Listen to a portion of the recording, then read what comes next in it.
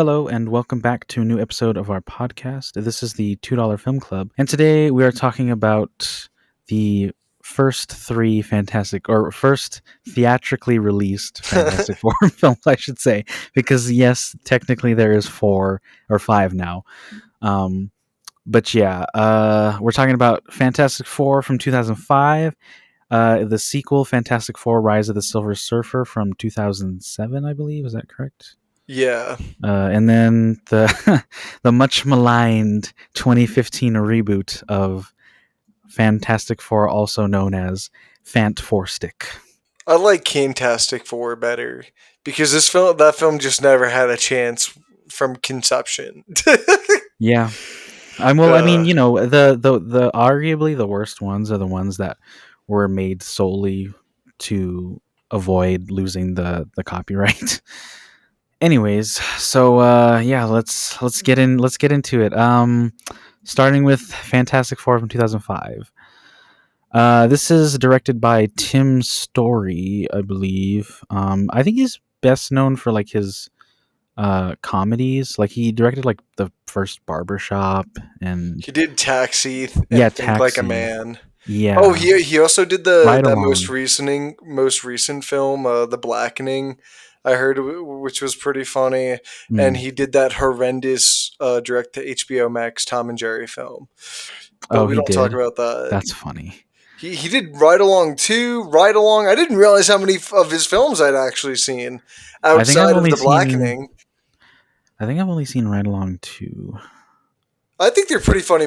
They're pretty funny movies. I have seen Taxi actually. I forgot about it. The Jimmy Fallon and Queen Latifah one. But like you can kind of see like a common theme throughout all the films that he tackles, and they're Yeah. all group dynamic films. So, and I feel like that's kind of why they got him for this project. Well, I mean, I think the biggest thing is that he was just a really big fan of the Fantastic Four comics, which we're gonna talk about when the director doesn't know his comic books later. But I think the biggest downfall of this movie, and to a certain extent the next one, is just how overly silly it can be at times. See, I don't dislike that about these. I think it helps separate these first two from at least a lot of like it definitely distinguished itself from like X-Men and Spider-Man, which are all I mean, Marvel Spider-Man has its properties. like sort of campy moments but I think that They've never movie does. leaned into them though. Yeah, that's that. I think the Not in the problem. sense that this film has. Yeah, and watching Rise of the Silver Surfer is a different experience. Like it's not as bad as this one, and I think it does a better job of like balancing the more comedic aspects. Not all the time, but this one is just really in your face. And I feel like more effort could have been put into like the more dramatic, beats of the story than there actually were. Well, what I feel like is I feel like I can say that I can forgive some of the faults of the first one because I think they fix them in the next one, or like they try to improve on them instead of like outright saying they're fixed. Like I think at least in Rise of the Silver Surfer, Sue is more than just a hot blonde. You know, she has something to do with the story. The, I mean, yeah, I think nowadays it's still a little lacking, but I understand what you're saying, and I do agree. I Like, don't disagree, because but for the time, it's like some improvement. You know what I yeah, mean? yeah, and I It's mean, only 2 year difference from '05 to '07. yeah, that's true. And like I was telling you before we jumped on here, I didn't rewatch Fantastic Four, the 2005 version, simply because I had seen it not too long ago, and I felt like it was more important for me to like revisit Rise of the Silver Surfer and actually finally watch the remake or reboot. I mean, but going back to Rise of the Silver Surfer, which is one that I'm not overly familiar with. Like I'd seen it like maybe once or twice before. It did make me more interested to go back and rewatch the first one. And unfortunately, I didn't have time to do it. I did go back and because I was texting you last night about there's for some weird reason um the Disney Plus and Blu-ray version of Fantastic Four is different from the version that you can rent and buy on Amazon. And I went and I bought it. I bought it on Amazon to see. And yeah, there's an about at the hour 10 mark, I believe, there's an alternate like date slash reconciliation scene between Sue and Reed. And it's mostly the same scene. It's just one's in a planetarium and the other one's on like a sidewalk looking over the Liberty Island. But I don't know. I thought that was interesting that for some reason. And also apparently there's an extended cut of this movie that was released in on like the DVD for 2007. Yeah, you also have to remember this is a time where like outside of the Lord of the Rings films or like anything that was quote unquote considered Oscar worthy, like was not going over like an hour and 50 minutes. You How long is know, this movie?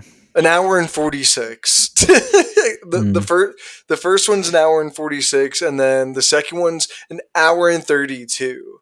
So it feels The like second they one does feel shockingly short.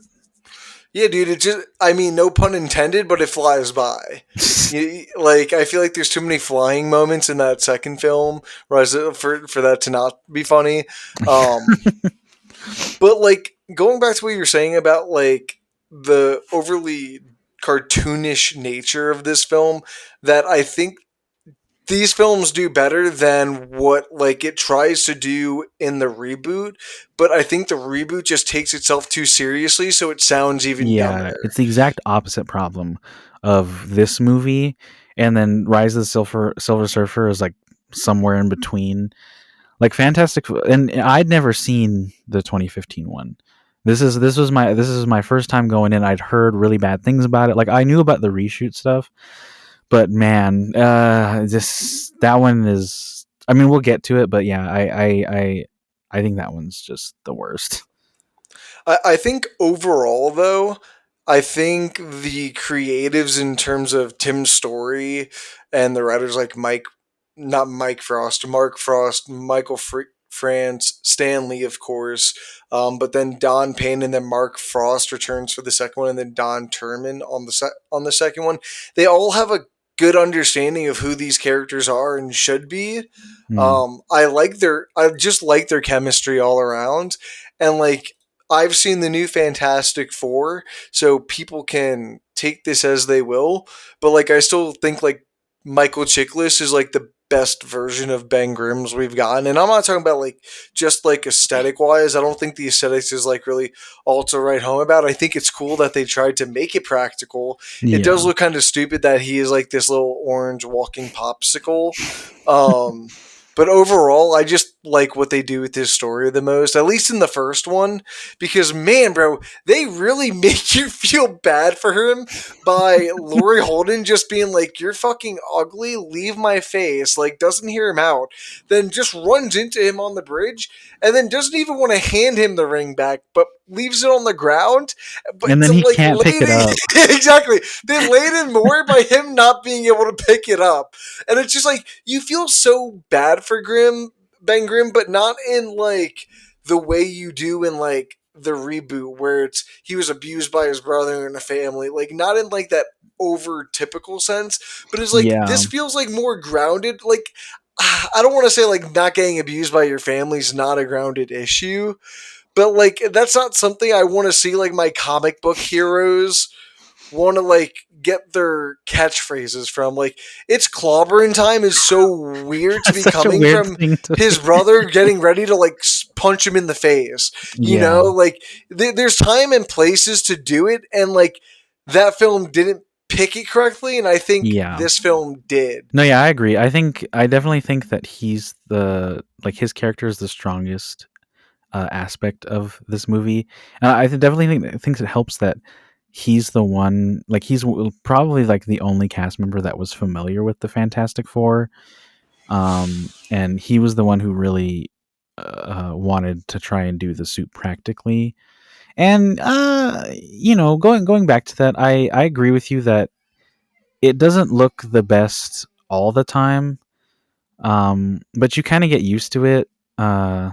it's still cool because like he's Yeah. in the suit, it's him moving around, and like it's not like the guys in the CG suits aren't like interacting, but it's Yeah. like you're actually holding like this really big hand in comparison to yours, like when he shakes someone's hand, or like when you're Yeah. putting like the ring in his hand. Like it gives it that much, that authenticity that like you don't get in like the reboots or like the new one.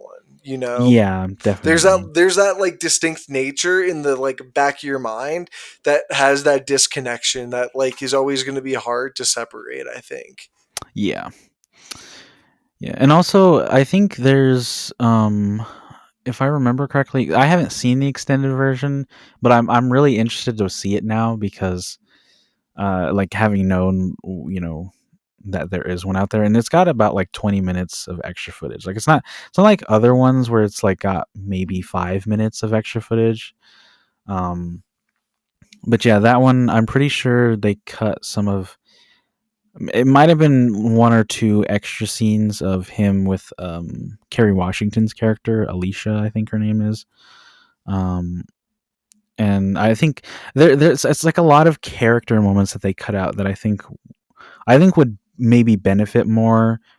Like this movie does feel kind of long, but it feels like not a lot happens, and I think I would be more interested to see a version where more personal stuff is going on, because I like Chris Evans as Johnny Storm, um but there's not really much to his character in the end.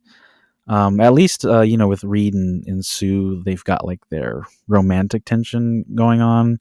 It's not great, but it's something. I do think this movie does a better job of like giving the characters characteristics than like the 2015 one does.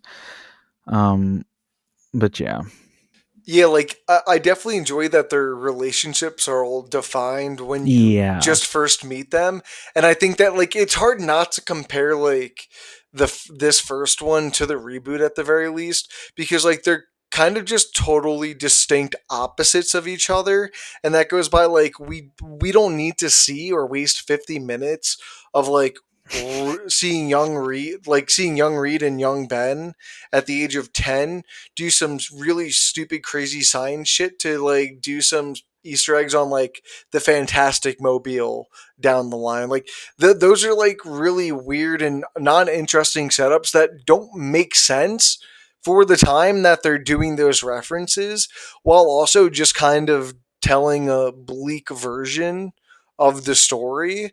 Like, just skip all that. You don't need that. And I think the film just does a great job at the way the actors interact with each other. They all have really good chemistry with each other. From like Ian Gruffudd. I always have a fucking hard time saying his last name. It's Gruffudd or Gruffudd, even though there's no R. But I don't like know.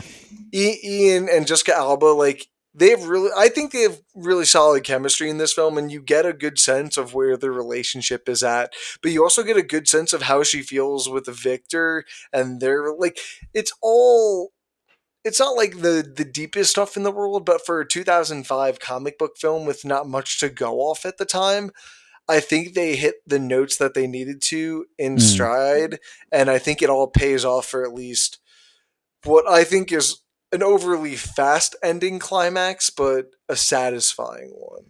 mm.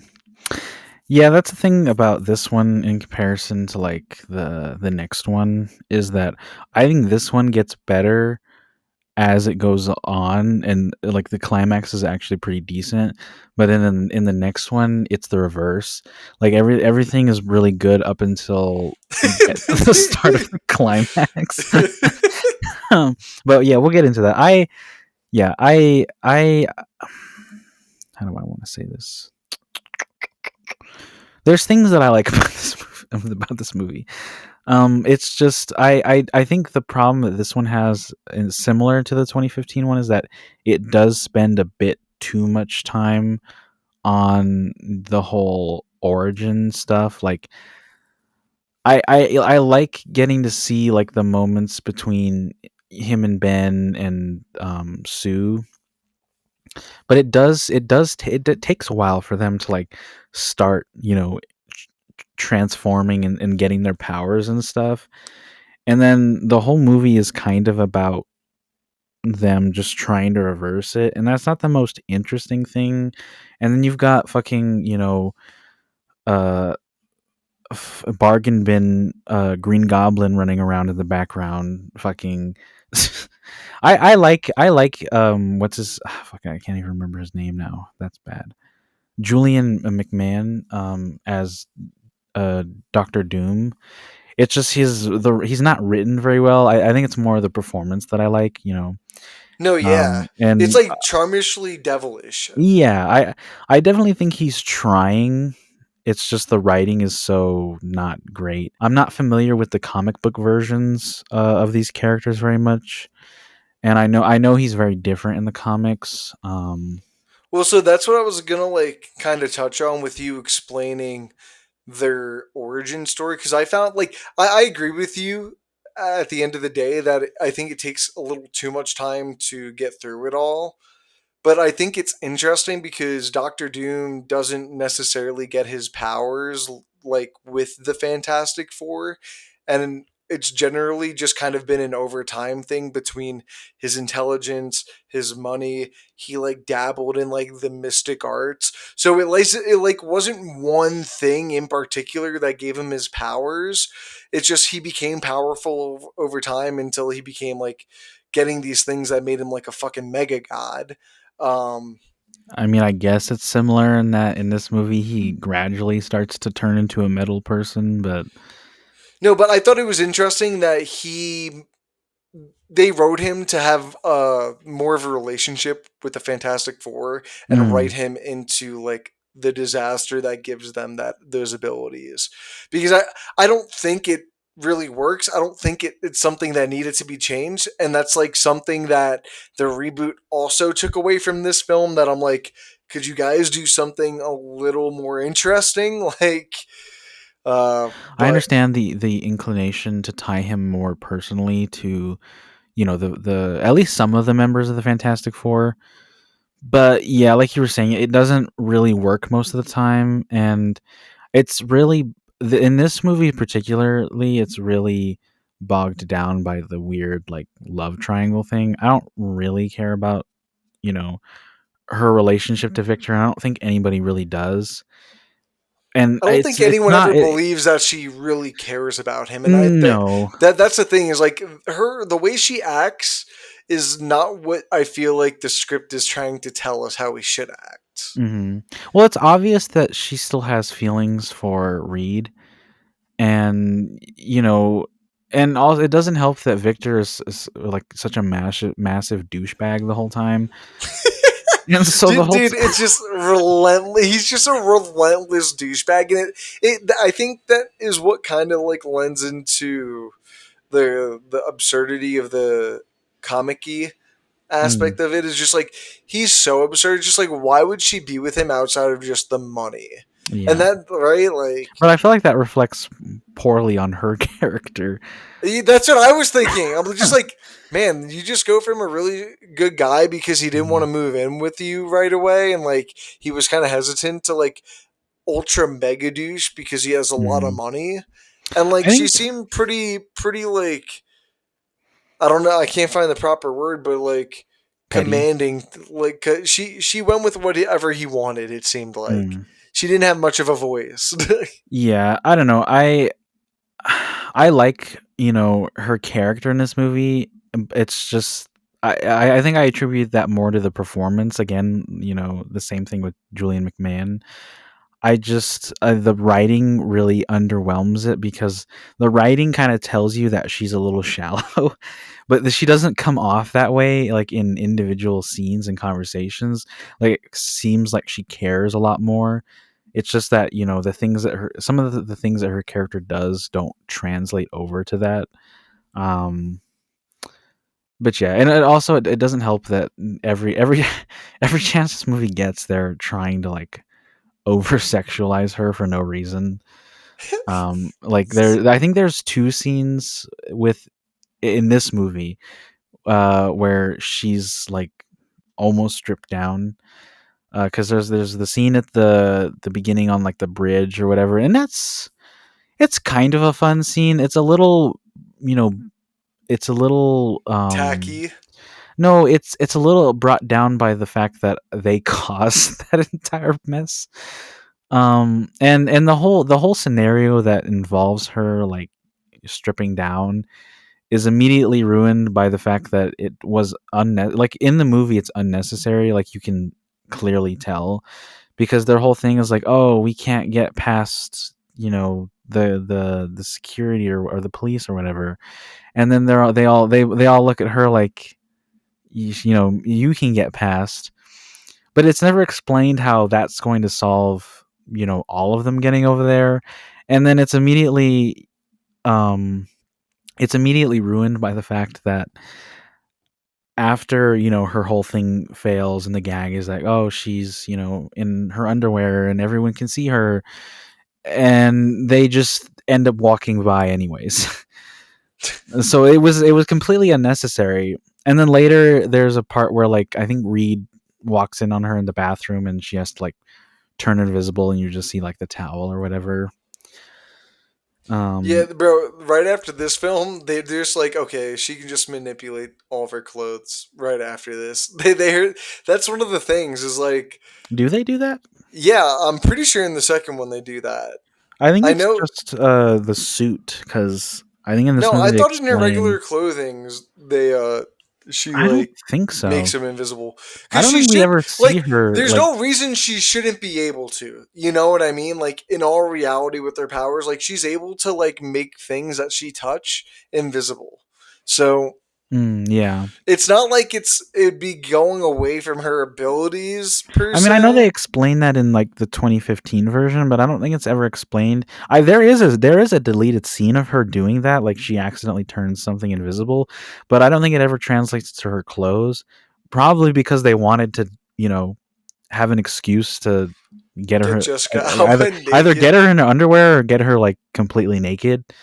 Because it happens again in the next one. I mean, in the next one, it's because like she accidentally swaps powers with Johnny, but when she swaps back, her clothes have been burned off.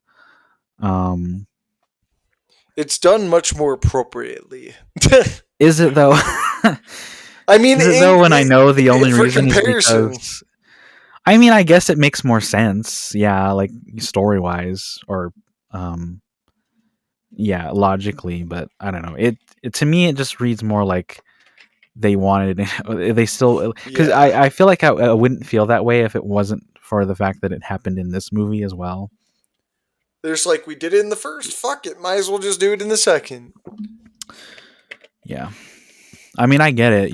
Jessica Alba's hot, but But like, come on, guys. Like, it's the same thing we talked about with fucking Superman the other last week with Cat Grant, the actress that played her. Like, it's I just don't know. It obnoxious. feels unnecessary. Yeah, but I think the faults of the first one, in terms of like what you were saying, it just kind of takes too long to get to the point.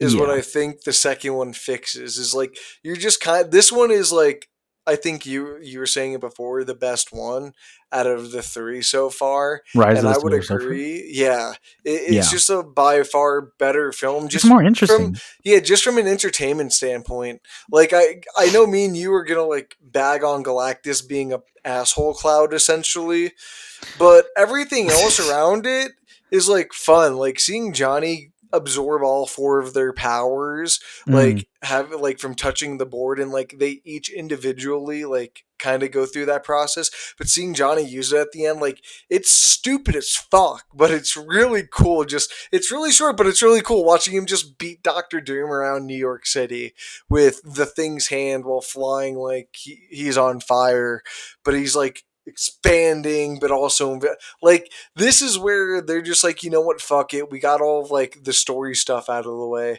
let's just bring a really cool villain with the Silver Surfer, which I wish the film was just it's called Rise of the Silver Surfer, but I wish it focused just a bit more on Silver Surfer, because like yeah, he's not much of a character, is he? no, and everything you know about the characters just giving through like really long like dialogue exposition. expositional moments that Yeah. is just like, especially in the whole military underground stuff, when they capture him is just so bored. That's the one part of the film where I'm just like, oh my god, bro, could you guys not film something in a studio on your budget? Like, you just had to I don't know. strap him up. I feel like I take less offense to those parts, in comparison to like all of the Victor Doom stuff is really just We so boring in this movie. It felt like even it felt like a stretch for them to write him back into the story. He's shoehorned into this movie so hard, and it's worse by the fact that they clearly like heard the backlash to his depiction in the previous movie, and they completely retcon everything that happens in that one with this one. Like I know at the end, like they tease that he's being shipped to Latveria or and whatnot, but like it just his introduction to this movie is extremely jarring, and then he's just here the whole time for no reason, and his character is lacking more motivation than he was in the first one. it it's just really kind of confusing because he's just so unneeded in this Well, film yeah, his placement is just so bizarre, for and like such a we short all film know, too. yeah, we all know, like everyone knows except for the that what's his name from Brooklyn 99. Oh, Like everyone knows, Brower, is that Andre Andre? Brower, yeah. Yeah, Andre Brower, rest in peace, obviously, and rest in peace Julian McMahon. But yeah, everyone else knows that he's a bad guy, but we already did his bad guy stuff. Like him being here really serves little purpose up until the end, and but the ending is also not very good either. And so the whole time you're watching, you're just like, oh, I wish this was about something else. Yeah, like the whole time I'm like, dude, you're how are you not getting juked by Victor Von Doom? Like, you're Hmm. sitting here just getting like belittled. It's just really frustrating. Going off your point of him not really knowing who Victor Von Doom is, it's just like, how do you not fucking know who this dude is? Like, he was in the middle of Times Square creating fucking vortexes from his hands and shit, and using like light poles as bat. I mean, he I don't causes like know. a lot of destruction in that movie, Yeah, it sounded like just something in the that middle wouldn't of the just be street. like some domestic news. This should be like That's like worldwide domestic news. terrorism, man. Like, Yeah, well, that's what not I'm even domestic. saying. He's literally he's a foreigner, right? Like, Yeah, he's from there's Liberia, so no fucking way that the United States government would ever let him fucking into the like country you again. let that shit go. Even in 2005, this is post 9/11. There's no way they let that fucking shit Yeah, and fly. I know a lot of it probably is supposed to hinge on the fact that that general dude just really doesn't like Reed, but we're never given an explanation as to why, other than like Ben just as a side comment being like, "Oh, he like testified against the effectiveness of these missiles or something," but it's just like okay, and like when the characters are introduced, it feels like they have a very deep seated personal problem with each other, but that's the only explanation we're ever given for it, and it's just like that doesn't like it doesn't add up, and it's not a strong enough motivation for why they like really dislike each other. And then you have that scene later where they're like, it feels more like of like, oh, I'm more macho than you are or something, which also doesn't, it just kind of comes out of nowhere for some reason. I don't know, it's just really weird. Yeah, this is where you can really tell that there's three writers attached to the project. It's like, Don, you take plot A, Mark, you take plot B, John, you take whatever the fuck is left over, I guess. Um it's that the structure is just not very good. Hmm. So I guess like, because I hate to say the script is like better, the I first mean, one objectively in it turn, is. like, yeah, that's what I'm saying. Like, objectively, yeah, sure, but I just think a lot of the set pieces is what really makes this film work as well as it does. Yeah. Just because the whole helicopter stuff at their wedding in the beginning is really cool. Like, Mm. in terms, it's a small thing in comparison to the rest of the film, but like they were really using like an actual fucking helicopter, like wasn't like actually flapping its wings, but like all of that was done Flapping. practically. So like I think it all makes it that much cooler. And then I thought the London Eye stuff was sick. Like seeing That's probably Reed, my favorite sequence in this like entire bro, just movie. seeing Reed fucking I can't even describe him just like going all around the wheel to hold it together and Mm. just seeing them kind of be a team that is outside of your typical Doctor Doom, I'm gonna end the world type thing where they have to like combine Yeah. powers to like freeze him or something. And so you have to combine your powers to prevent 100 people from dying a horrendous death. And Johnny fucks that up. And I think that's where in this film you finally at least get to see like Johnny get some consequences to his actions, and you finally see him develop. And along with I think Reed and Sue's relationship, and I think the struggle that you see Reed have in the first one kind of goes over into this between his work life and his love life with Sue. And I like Mhm. how that's not like a plot line thing that just gets thrown away, like it's just all solved and figured out after the first one. Like I do like those little touches on each of their individual relationships between the first one and the second one that gives them that connection that I think adds a little bit deeper between the two films, at least if you watch them back to back. Yeah. Yeah, I do think that the biggest strength of this movie is like the conflict between the characters. In the first one, it's a little more simplistic in that, like, oh, I want to go back to normal, and oh, this is taking too long or whatever. Like, oh, we have to accept who we are, that kind of stuff. But in this one, it's I like a lot of that interpersonal conflict between them, especially in that Ferris wheel scene, like that in the climax of the first one. I like how they sort of use their powers effectively and kind of creatively, more so in this one. And I like how the whole like swapping powers thing fits into that too. It's just really good at creating more tension. And then yeah, we get to see how they problem solve a little more, especially with Reed being supposedly being the smartest person in the world. Yeah, I think that's the one thing these two films don't really give me is I don't really feel like he's the smartest guy in the world. It feels like a very atypical NASA scientist who's just a little bit smarter than everyone else. Who, I think they lean too much into him being like socially awkward at times, and yeah, it's a problem that the next one has as well.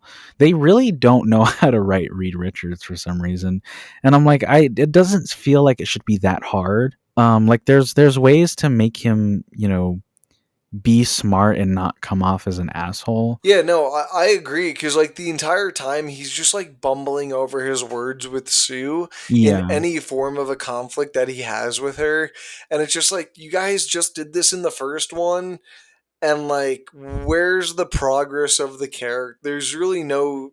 I don't see where his character really moved from the first to the second one in that case, and like even by the end, his character doesn't change too much. Like that's the If anything, aggravating Sue part. changes, Yeah, which and I think again that is a goes. weird stereotype. Yeah, Like she has to change, and I don't know. I mean, there's a little bit in that, like he sometimes he's. I mean, it's not a good one either, but like sometimes he's just straight up lying to her face, like saying what she wants to hear, and then like behind her back, he's still doing shit.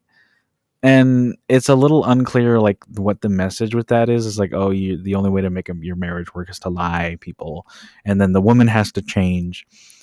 I don't know, I just feel like it could have been handled better, and I think what they're trying to go for is that like it's more about like you know accepting both parts of the like the whole thing is like, oh, they want to live a normal life, but they also have this obligation as superheroes and being in the spotlight all the time.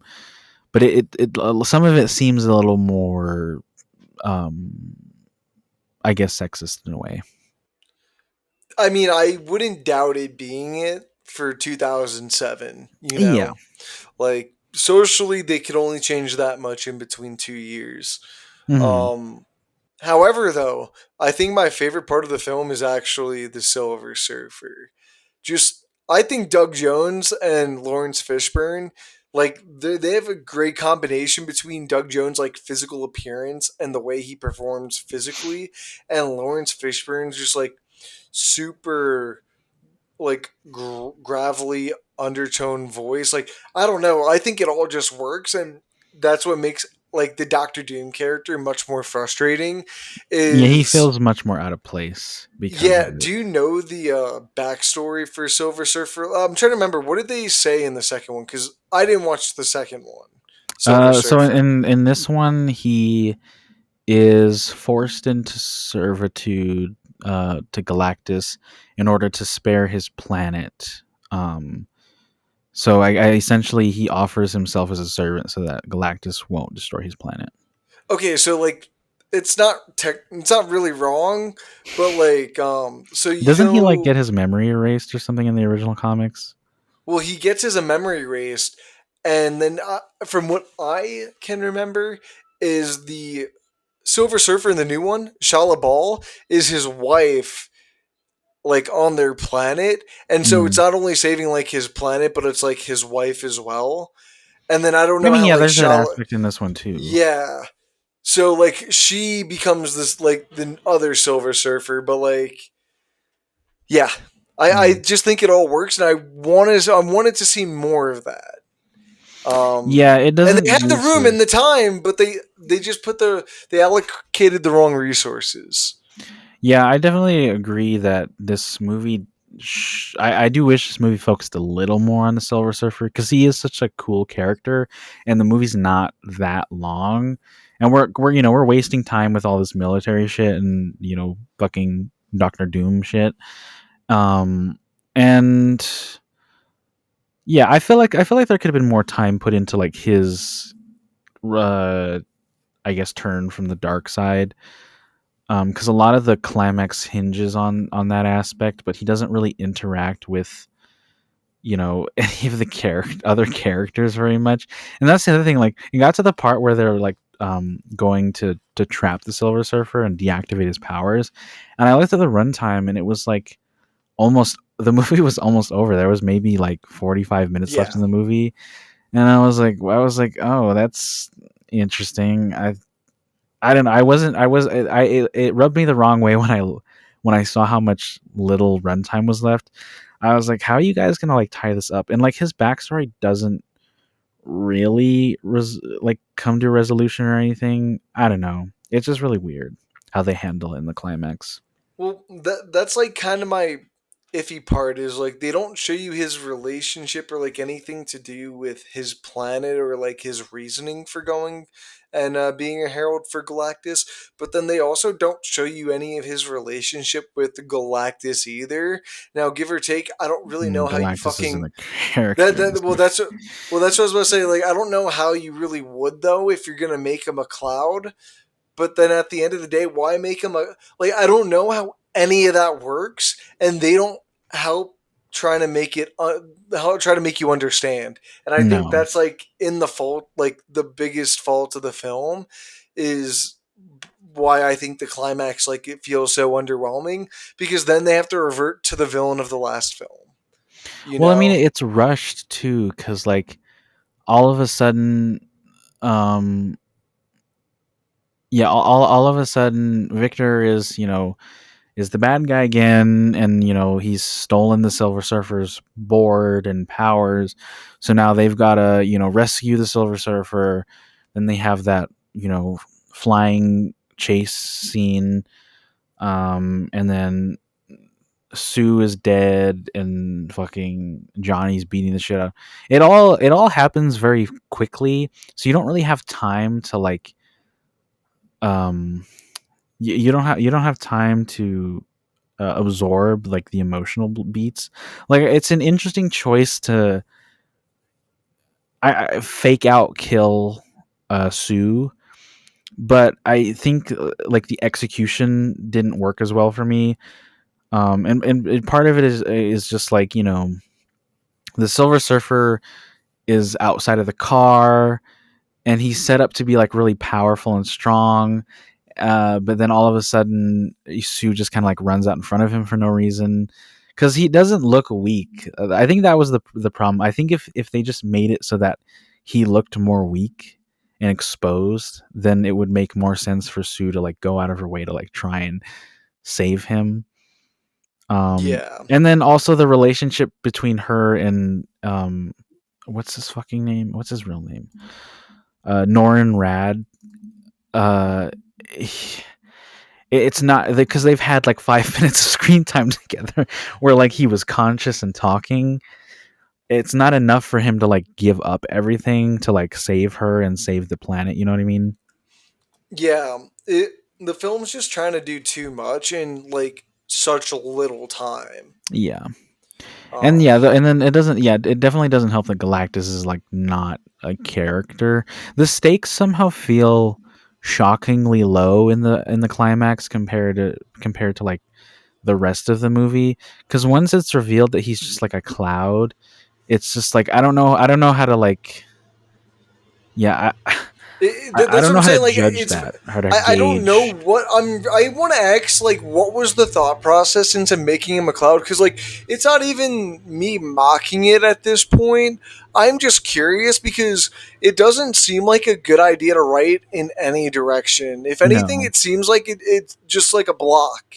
It doesn't help you. It stops you from like making actual like good characters, good relationships. Like, and that's the part that is like more frustrating than ever. Well, yeah, because like, if it's just a cloud, it doesn't have any personality, and we're not clear what its motivations are. And I get that the world is supposed to be ending, but everything else has kind of like already been fizzled up and resolved. Because Doctor Doom has been defeated. Johnny is, less self-centered, I guess. Um, Reed and Sue have kind of patched up their relationship a little bit, and then all that's left is just this fucking cloud that I guess is going to consume the planet. But they're just by the end, it feels like everything's been resolved too quickly, and then you just have this last sort of loose end to tie up. Um, And I think you also just never truly understand the power of Galactus. They never show yeah, you it destroying a planet. It never they do truly at the ever like. beginning, but it's not clear what's happening. Yeah, You yeah. know what You're it just kind of reminds me of? like, It reminds me of like Unicron from fucking oh Transformers. my god. That's what it fucking reminds me of, or at least from I don't know how it is in like So the, you the said you original see. source material, but at least in like that awful last Michael Bay one, like that's what it reminds me of. So you're seeing the new Fantastic Four tonight, right? Yeah. Keep that in mind. Keep that in mind. Is it similar again or That's something? literally the best way I would describe the way, like, I mean, because Galactus isn't like Galactus is a giant cosmic god who has Hmm. four limbs. You know what I mean? Yeah. It's not a cloud. So in the new Well, one, no, he I uses know it's that like the a original version of him is not a cloud. yeah. That's what I'm saying. Is so like he uses a ship to get around and like help destroy the Yeah. planets, Mm. and so like they use that look in terms of like what the ship is that he Mm. travels around to destroy the planets, Mm. which is like that goes to like that futuristic looking 1960s I think aesthetic of the film. But Yeah. that's neither here or there. I don't know. I just Galactus feels just really lame by the end, Feels very especially last the minute. build up, and also it feels like such a big slap in the face to like everyone that that shot over Saturn where like the shadow from like the silhouette on the surface of the planet goes by and it looks like his helmet, only for it to just be this fucking you know cloud that's just traversing the solar system. That like when I saw that, I was like, "Fuck you guys!" Like that's so fucked up. Like imagine teasing the audience with that shit, only for it to just never come to fruition. Yeah. But anyways, yeah, those are my thoughts on. Rise of Do the do Silver we Surfer. think it's time to get to Fantastic Four? Yeah. Oh, real quick, I do want to say, I like the design of the costumes in this movie, in these first two movies. Yeah, that's the thing is like I think it works because they're like diving deep into the comic booky of this world and not Well, there's just a like reason for it too. that's what I'm saying. Like they're not trying to play this world like super realistic and trying to Yeah. wear these wacky ass suits. You know, Yeah, and there's personality to this character. There's no character or there's no character or personality to the 2015 version. at least I don't have to see the thing walking around butt fucking naked in these first two films. Yeah. So that just already wins me over in terms of costume design. Um, I mean, I but like the way that the thing looks visually in this one as well. no, I It's do just too. I don't know. It's just there's nothing else to it. It's just like, oh, they made I a cool looking, monster or whatever. I don't even know how to begin talking about this film. I mean, I guess we It's just bring up horrible. like I guess we should just bring up like the production of like this entire thing because most of the time productions are always hard. You're always going to have a problem whether it's a budgeting issue, actor issue, actor director issue, like there's always going to be an issue. But This one had every issue. this film had every issue that but it didn't have every issue. It had every like worst outcome of the issue. Yeah. You know? So like I'm pretty sure everyone knows the director of this film, but like I don't want to say writer, but I do want to say writer because it was intentionally supposed to be the writer director of this, I mean, he's Josh still Trank. credited as a writer. But yeah, but they literally just dismantled so much of that script. I'm pretty sure that it's like not even his film, and like you were saying, like, there's so much to this film. Like I I don't mean, it's even not his know. film. You can tell the things that he shot. I mean, you can tell anytime Sue is in a scene. You can tell which Is which his and fucking which isn't. which. But I mean, like, Just from hair. everything else too. You can, like, the scenes that have a little more humor. And I don't mean, like, there's humor in some of the stuff that I'm pretty sure he shot as All the well. jokey stuff is Yeah, all pretty the much not jokey his stuff though. is all of, the reshoots. The entirety of the climax is not his. I guarantee you, because the writing just takes a massive nosedive every time. Um, it's Well, not his stuff. I think it should be noted. Josh Trank, writer director of the Chronicle film, was brought on to do this film. And to give a little bit of context about the production outside of Josh Trank, um, Fox, who owned the rights to the Fantastic Four at the time, who had originally made the first two that we just talking about, Fantastic Four and Rise of the Silver Surfer, had to contractually make another Fantastic Four film within the next 2 years or else they'd lose the rights. Or, well, it was 2013 at the time, 2012 when they realized this, that they had to make a film by 2015 or else they'd lose the rights and it'd revert back to Marvel Studios. So, right from the beat, it was already a rush production. Then you bring on a dude who has no connections, no enthusiasm to make a Fantastic Four film, let alone a superhero film. So I mean, Chronicle has elements of it, but it's not elements. a It's superhero not a movie. superhero film. And I think the main problem is just that, yeah, Fox really needed a fast track a movie. They had optioned his script and, funded it for Chronicle, and it was, uh it was successful. Um and yeah, they were like, well, we'll let him do it, and he'll give us sort of like the grittier um He the wanted that grittier like tone that we're looking for, that Batman had. yeah, the realistic tone where it's just like what if this I don't really think they happened in the wanted. real world? I I don't think don't they think of it in terms, or maybe they do, but I don't know. Not a lot of this feels realistic either. It just feels gritty. I don't know. There's something about Ben literally being born from a boulder essentially like that that doesn't feel like something stupid. That feels like something that someone thought about for a good minute and they're Mm. like, you know what, that does kind of make sense. Like, Yeah. am I wrong in that sense? Like, all the ideas in this film felt like they were sat on, and they actually believed that it was a genuinely good idea.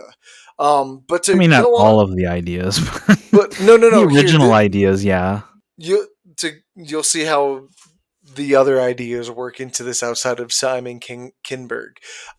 So once Josh Trank was brought on, they realized they didn't like much of his ideas because it wasn't anything they wanted, because he didn't want to make a Fantastic Four film.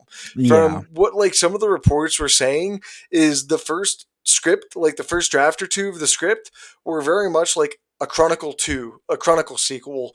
And so Josh Trank, I don't know if they were friends or if he had heard about this guy from somewhere, but he brought in Jeremy Slater to come in and kind of take what he had written and kind of Fantastic Fourify it. Where like, where are points that I could put Fantastic Four into this outside of just the names? Because I'm sure, as you could tell, Sue and Johnny are not the same race. That was also another big debacle. Did you know about that when this film was first announced? About how that was also a big debacle I mean, I between. know that nobody. I know that there was backlash and that Johnny was being race swapped. But I mean, what I was seeing was that um Well, he Trank wanted wanted both of them. both of them to Yeah, be. he wanted both of them to Yeah, be and the father. I mean, obviously the father is still is is the African same race American. too. So Yeah, he did pretty much his idea, but they were like, Fox was really hard on having Sue be white for some reason, and yeah. I don't know it's why. really weird. Well, It's the really weird weird. thing too is that like because Jessica Jessica Alba's not white either. I mean, No, on a census, sure she's white, but she's Hispanic. they dye her hand blonde. They're like, she's white. Oh, that was something that I forgot to mention. She's wearing a wig in Rise of the Silver Surfer too, and it Oh, is it's really so annoying. bad. It's so Because in the bad. first one, she's not. I think they dyed her No, they hair. dyed her hair But in in that for some first reason one. in the second one, they were just like, we'll just put I you in a think wig. she didn't want to dye it anymore. Probably. I think she was tired of it. I think it's funny that this movie kind of has a similar Well, Kate Mara had issue to shave to. her hair, had Yeah, it's the hair up same for thing with another fucking film. Justice League. Like it's very similar. At least they didn't digitally put it on her, you know. But like, Fucking this hilarious. production just had a ton of other issues. Josh Trank and Miles Teller, who played Reed Richards, were never on the same page. You almost got into They a fist fight. they almost got into a fist fight. They were never on the same page about any of the creative decisions. When Miles Teller had to come back for the reshoots that Josh Trank wasn't even directing. Simon Kinberg were directing the reshoots, and Josh Trank was kind of like that child that was put in timeout, just sitting on the side while someone else did the work for him by the studio. But Miles Teller hated him so much that another like hair on the face issue, he had a facial hair that he refused to shave off his face. and Oh, is he that why he has that Yeah, weird that's why stubble in he has that Mexico? weird stubble for the entire third act of the film. He just refused to shave it. No one knows why. He just refused to.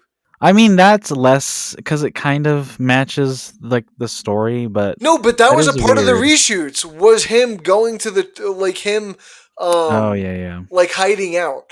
I don't remember That's what such was a in the weird. This original movie is version, structured so weird. and I think they structured that part because of the facial hair. Mm, Like, bro, none of it really makes sense. And like, that's the thing, is you could very much see where all of the cuts, the edits, the reworks were all made. You could see where, yeah. like, bro, Toby Kebbell is essentially not in this film outside of the first act. Well, that's the funny thing too. Like I was also seeing that apparently, according to him, He didn't come back. he's only like playing like the in the Doom makeup for about you know 3 portions of the last act when he's on the table and when he Is like kills escaping. Franklin, Yeah. and yeah, when he's walking through the hallway and killing people, like bursting people's heads, which I don't know. It feels like a lot of this after they like get their powers was reshot. Well, that's the thing. It feels like two different stories just kind of put into one film. It's like they wanted to do an origin Honestly, I think story. that's too generous. Well, bro, it's weird. They wanted to do an origin story, but then once they like kind of got towards the end of it, they kind of bailed on it and just went to the third act of like a story that they weren't even telling. Yeah, it does feel very awkward. Like all of a sudden you've got this world world ending sky beam Well, this and was also during fucking the time of where all like the comic book films were doing like yeah. this world-ending skybeam and like Superman, not Superman, Man of Steel. So I think that's also what made this funnier at the time. Is like you Mhm. couldn't have chosen a more generic ending to like replace whatever you did originally. Yeah, I don't know. Everything about the climax of this movie, I mean, everything about this movie just feels really dull. And there's a few moments of like what I believe Trank originally shot that is kind of interesting, but I don't want to waste like, 45 minutes of watching, him as a kid in a classroom and then him in his garage, and then him at the fucking science fair, and then him at the Baxter building. Like that's so much wasted time where like nothing happens. And for the most part, none of the characters are interacting with each other.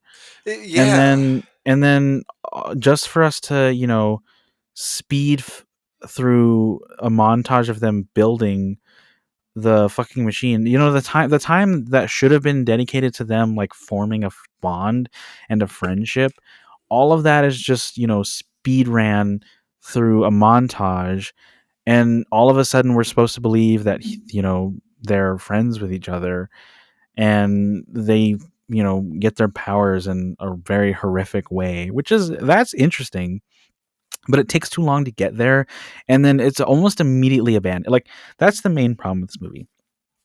Something interesting will be set up only for them to immediately abandon it in the following minutes. Yeah. And to kind of like touch on like what you were talking about with the character interactions and how the first like 45 minutes spend so much time setting up nothing because no one ever really interacts with each other is really kind of frustrating because you really only get Reed and Ben's relationship, but then it makes it even more frustrating when you He's not realize in the Ben movie. he's not in the movie because they totally change who he is as a character because of how they changed their origin story. Ben's a Mm. pilot in like the comics, which is Yeah. like his reason for shooting up into space and being there with them. And so they write themselves into a hole into figuring out like how do we involve this like fucking car auto mechanic into the story, and then how do we make Sue and Johnny work when we make them adopted siblings and they never really interact with each other outside of once Johnny comes to the lab. And then Johnny and Ben never interact with each other. So once you get to the end when they do the really stupid fucking oh that's fantastic line, like Johnny kind of like fucks with Ben in like the typical manner that you see in like the comics and like those first two films, but like none that relationship just none of that set up, so it feels really awkward when they do it at the end, and a lot of this film is just many of those like character interactions. Like Reed and Sue are set up to be love interests, but they couldn't seem less interested in each other in this film. Um, like I There's don't know. It's moments where they frustrating. kind of are, but it's not. It's just your basic like Well, no, side dude. glances or whatever. The thing And that's but the problem is frustrating, that halfway through the movie, she really doesn't. All of the characters really don't like him for some reason, and except for then Johnny. Johnny's and the only one then that has no hard feelings about yeah, it. but then it again immediately abandoned because once the conflict shifts again, they're all cool with each other for some reason. Well, my issue is when Franklin is trying to get Sue to get like help find Reed to get him back, is he uses the argument that Reed would listen to her, but she's far from the reason why he comes back. He could actually care less that she was there to find him, and it was more so that Ben was there, and he feels more bad about Ben. And it's weird because they don't invest enough in the relationship for me to feel that guilt that Reed does.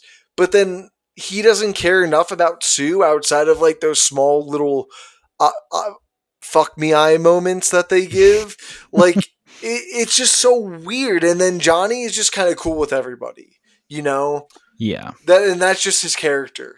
He doesn't really have a character outside of, oh, he can build things, and that's why Ben doesn't get that role because you already give that to Johnny. There's nothing special about Johnny. There's nothing special about Ben. Like there's nothing special about Victor really either.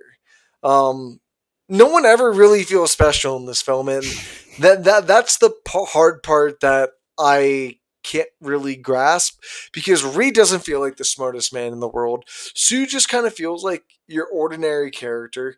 Ben just feels like the guy I went to in fucking middle school in Queens. Johnny just feels like that douchebag I went to high school with. You know what I mean? Just very archetypal characters Yeah, that there's don't have there's anything outside of that. yeah, there's no deeper thought to their characters or their personalities. You know, Reed is just kind of awkward for no reason. Ben is just very depressed for some reason.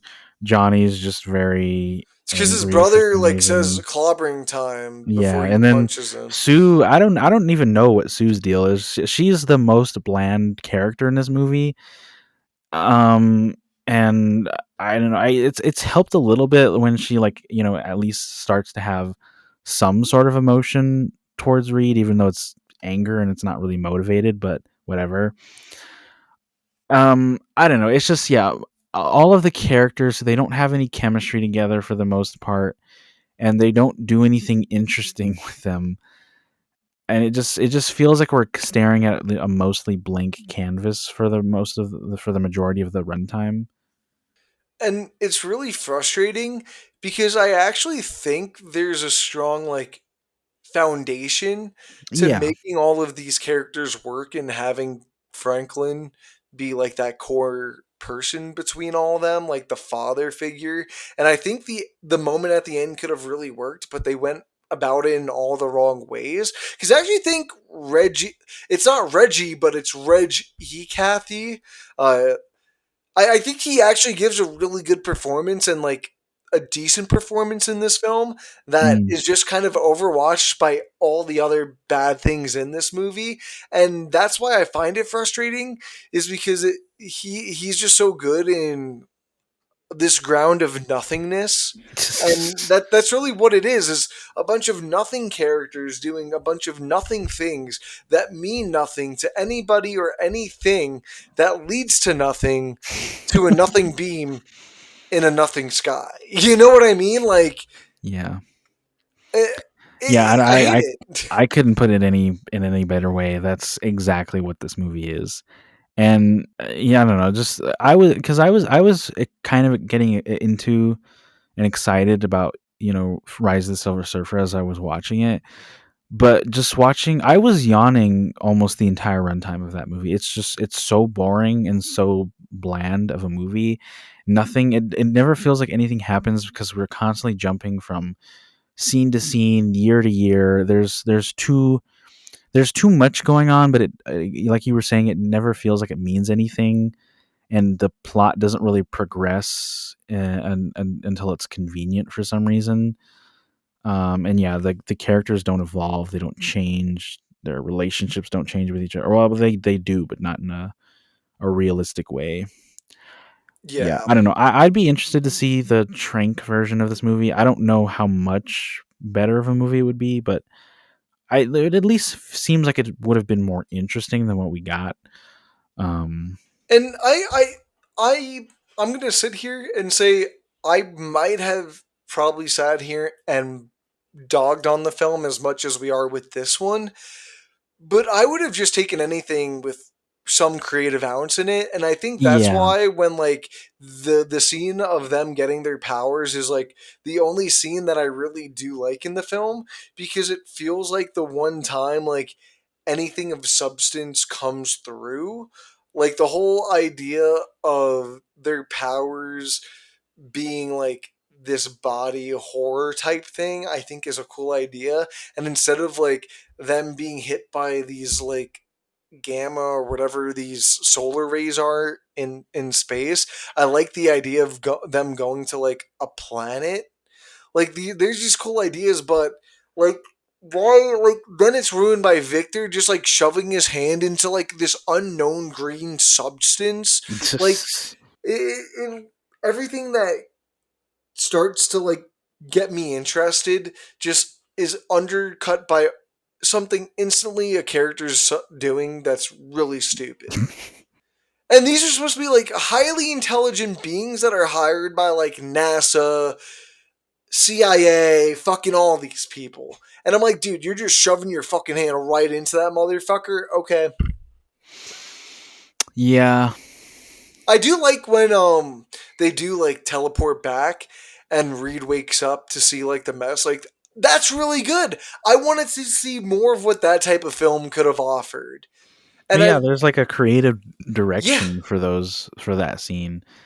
And that's the other thing is everything all of the reshoot stuff is just so marred by the fact that not only are they trying to piece together something that they thought would be more appealing to like a wider audience, but they're just trying to like shoehorn in things as placeholders to be like, oh, this is a Fantastic Four movie, this is a movie, the things are happening, and that entire final battle is so bad. it's not even a battle, bro.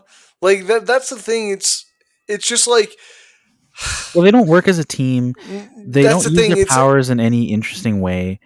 It's all like boiled down to their surface level stuff like, oh, he guys, we stretches. need to work together. We have Oh to yeah, use the our speeches, powers. those don't even get me started on that shit. It hits all of the early 2000s trope checkmark points. You need to have the inspiring speech at the end to gather everybody together. You need to have the one important figure to die to get them all to want to work together, i.e., Franklin Storm. Like, there's so many of those. Promise you'll look after each other. Yeah, yeah, dude. Literally, as he's being created in Reed's arms, as he cries, It's not even Reed. "Oh, Sue, right? No, Yeah, sorry, Sue and Johnny, Johnny. Johnny. It's Sorry, both of them. Johnny." I can't tell who's his son in this film sometimes because Reed feels like more of his son throughout the film, in my opinion, too. I don't know. In some instances, I mean, not in that scene because we don't really get to see his reaction to his death. It's just sort of Miles Teller awkwardly standing around because you can tell he doesn't want to be there. And then you just got this giant ass rock figure just standing around in the background because he has no connection to any other characters in the Yeah. film. He's just like, I'm just here, guys, butt ass fucking naked. Thank God they didn't give me a rock cock. If they did, that would have been funny. I don't know. It's just like it's crazy that this movie, like you were talking about, like that 2000s checklist, this like does it worse than the movie that actually came out in 2000 in the And 2000s. did him. Did every single thing this film is doing, essentially, Yeah, like outside we're of the making main fun of person it as dying. like a trope and a cliche, but for some reason it works better in the movie that actually came out in that fucking year. But I think it also goes to it's a film that's not taking itself seriously. So why would I worry about those issues? You know what I mean? Yeah, I mean, like we were saying before, this movie just takes itself way too seriously to the point where you just like can't you can't take it seriously at all. And then in the other ones, it's not taking itself seriously enough to the point where you just kind of don't really care about what's going on. Yeah, it's not an interesting superhero film. It's not an interesting like character piece No. on like accidents and being disfigured per se. Like it's just kind of like it's like if you just took rice, not even salt, just rice, fucking flour, and some other bland fucking cornmeal objects into a blender. You mix them up, and maybe a little bit of milk to make it a little bit easier to go down the gold and drank it. I guarantee you'd not be able to tell the difference between that and this film. Yeah, Like pretty that's how much. bland it is. I don't know how else to describe it other than it's just I just really hate to bland. dog on this film. You know what I mean? But Yeah. it's so hard not to also talk about it because outside of the film just being notoriously bad, everything about it from the beginning to the end, everything after is also just extremely funny. Like 2 days before this film released, or the night Oh. before this film released, Josh Trank texted a group chat with all of the actors saying, "Don't listen to the critics. I believe in what we made and I believe in your performances." Like some shit along those lines. Then 2 days later, he posted a tweet saying how much of a piece of shit the film is, and none of it is his film or what he shot. And then, according to an actor that was in in that text chain, they didn't believe him, and in the back of their head, they said it was total bullshit. Like, bro, what?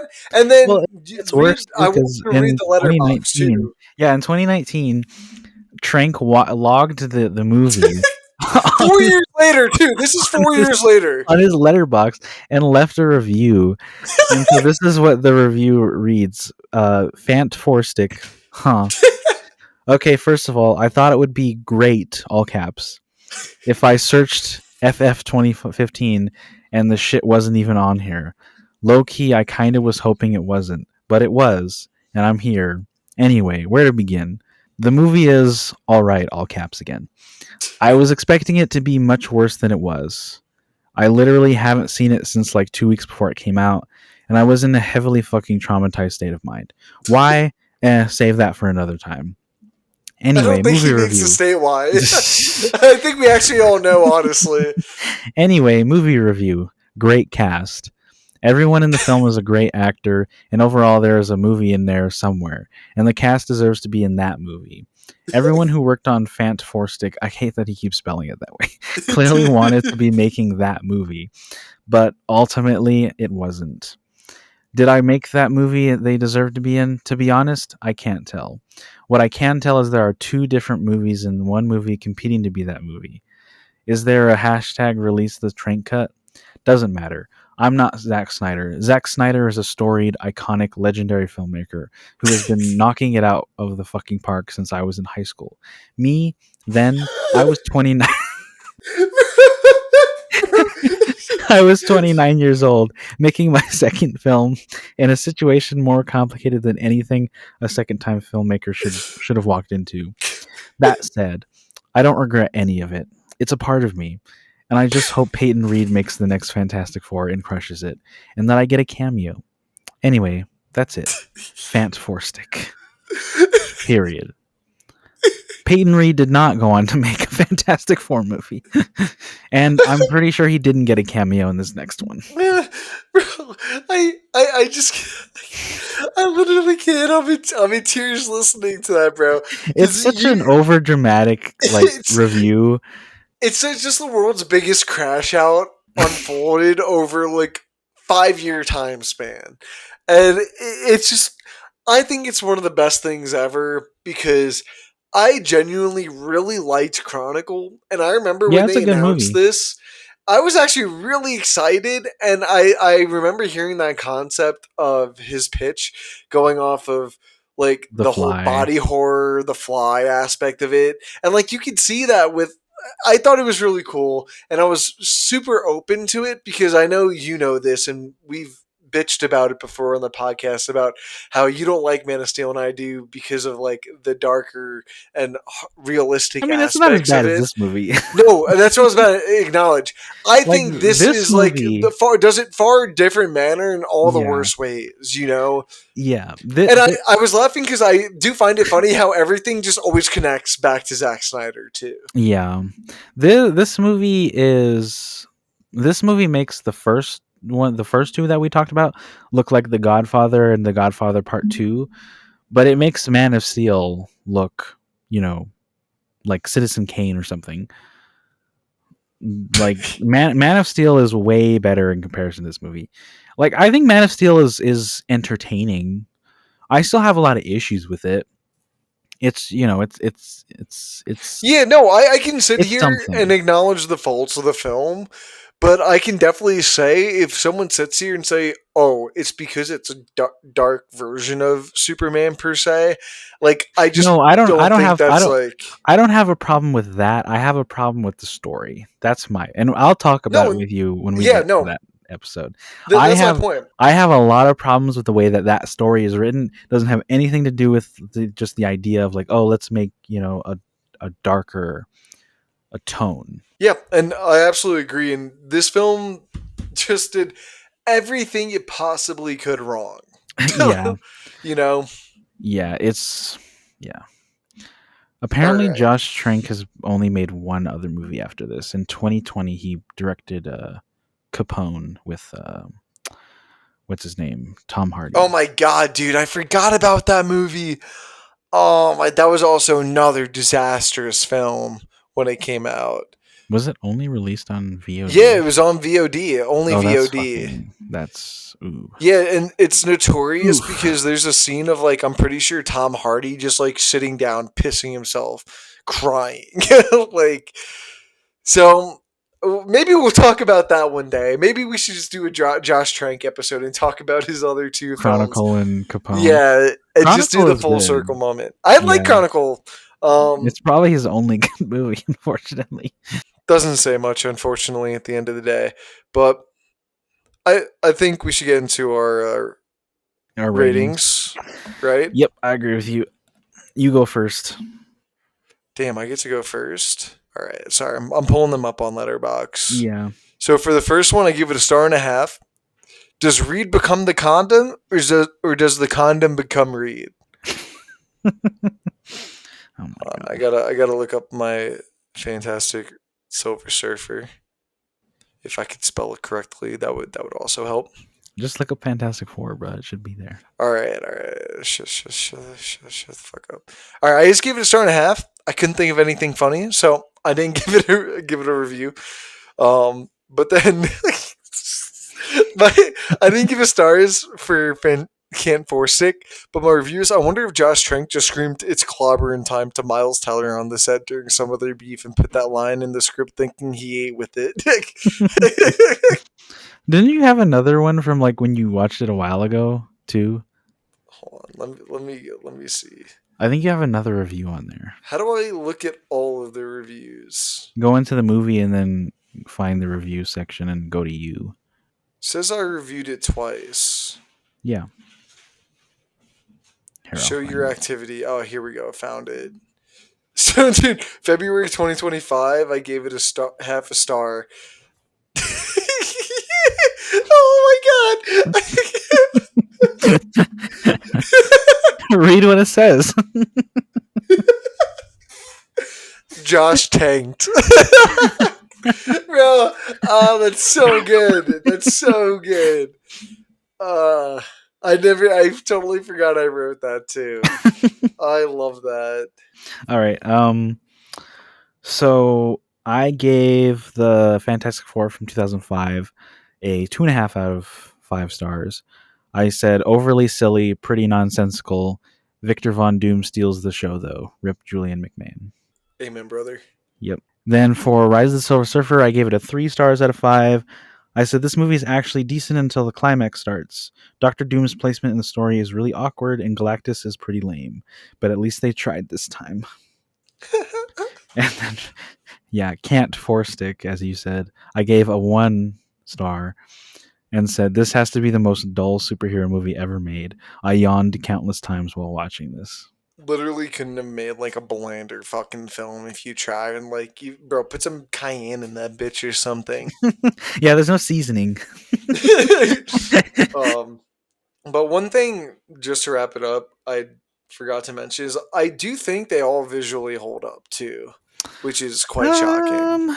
I I I think the think those first one first has some two hold up a really. lot better than a good majority of like I think the VFX second heavy one. films. I think the second one holds up pretty decent, especially like the Silver Surfer Silver Surfer still looks animation. great till Yeah, today. he's cool as fuck. But the first half of the Fantastic Four from 2005 is kind of hard to look at. Like that, I forgot to bring it up when we were talking about it, but when they get hit by the gamma rays or whatever, it's so awful. Like the green screen Dude, on you're that such a and the bum. weird effect. Bro, go back and watch it, bro. I It's watched it, horrible to bro. look It at. was literally peak, bro. Literally No, it's felt like I not. was playing the Dude, game on the PS2 it's again. Like, really bad. It's literally felt really like I was bad. playing the game on the PS2 again, bro. Exactly. It just Bro, looks I had fun doing it. You trying to say I didn't? the some of the stretching animation isn't very good. Well, okay, Um I don't want to harp too much on those because I feel like that's just gonna be hard in general to make. Because, like, yeah, I'll be honest now, I don't think it looked that great in the new one in the new. either. Like, that's just like a I thought, mean, but like it's hard to do. that's what I'm saying. So I'm not trying to be too hard on them for it, especially in like 2005. You know Mhm. what I mean? I don't think like for how much like Reed uses his stretchy powers in like that first one. I can forgive them because reading this new one fucking uses them like fuck all. And so like that like if that's what I'm going to have to deal with is seeing it more but it's not like the production budget's not going to be fully there. I can suck that up if it's going to be make for a cooler film. You know what I Mm, mean? So I can forgive it there, but like the thing yeah. But in I mean, like the new one looks good. yeah. But I mean, like, I know a lot of people like make fun of the way that Johnny looks, like when he's all I flamed up don't and know. I whatever. think it looks good I think for it looks fire decent. Like physics. it doesn't bother me, and I don't understand why people really hate it a lot. And they especially looks good in the climax of the Silver Surfer when he's like combining all the powers. Also, I really like the way that they show Sue's powers in these ones too. Like that's all really cool. I think hers, and from what I've seen in the trailers for the new one, I think those two are the They're best similar. depictions of her powers with like the force fields and turning invisible and all that stuff. Yeah, like that was the stupid thing about Josh Trank's Fantastic Four too, is Mm. their abilities were contained by the suits, and Oh like Johnny had to turn a switch every time he wanted to flame on. You know what I mean? Like it's stupid shit like that, like where it's like, come on, bro, you can't seriously thought like, yeah, this sounds cool. Like I don't know. That's neither here or there. well, the funny thing too is that at the end of the movie, like Doom like undoes Reed's makeshift one, and then he like he starts stretching out uncontrollably, but then all of a sudden, I guess through the power of friendship or something, he like cures himself. And it's never Love explained that one, like bro. how that happens or like what he did to do it. Bro, But power I of mean, friendship. realistically, he should be able to like gain control over it. And but then also like the thing is, it's never explained why they don't make a suit for him to like not constantly. I don't know. It's just really weird. But yeah. All right, Leo. With that all said and done, what are we watching next week? All right. Next week we are watching The Naked Gun. Dude, I'm actually excited for that. They just the reviews just came out for the new one today and everyone's loving it. Oh, they are nice. Yeah. Because I grew up watching the Naked Gun movies. I didn't grow up like watching them religiously, but I'd all seen them once when I was younger, and Mm. so I'm curious to go back to them now as like a fully grown adult. You know. And I Yeah. think the new one looks really fun. I love Liam Neeson, and I think he Yeah. works in that role. Yep. All right, thanks guys. We will see you on the next one. Peace.